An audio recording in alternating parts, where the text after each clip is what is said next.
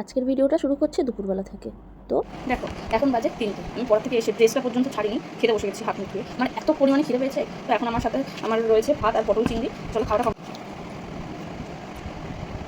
এটা তোমাদের কার কার পটল চিংড়ি ভালো লাগে আমাকে কমেন্টে জানিও, আমার তো খুব ভালো লাগে। এরপর আমি বিকেলে গিয়েছিলাম দিদির সাথে একটু বাজারে।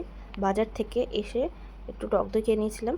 রাতের বেলা আমি ভাত খেতে নাই চাইছিলাম, তাই মা আমাকে একটু জবরদস্তি করেই ভাতটা খাইয়ে দিয়েছিল। তো আমি ভাতটা খেয়ে একটু গ্রিন টি খেয়ে নিয়েছিলাম, এই যে গ্রিন টি।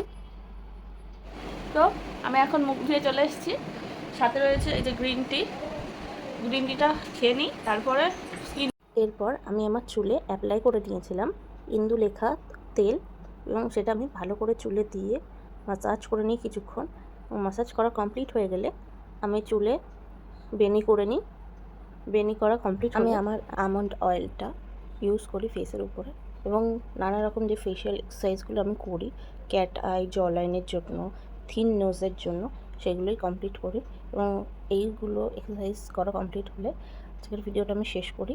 এবং তোমাদের আমার ভিডিও কেমন লাগছে একবার কমেন্টে জানিও, এবং আমার ভিডিওতে কী কী ইমপ্রুভ করা উচিত বলে মনে হয় সেগুলোও তোমরা জানিও প্লিজ। তো টাটা, দেখা হচ্ছে নতুন ভিডিওতে।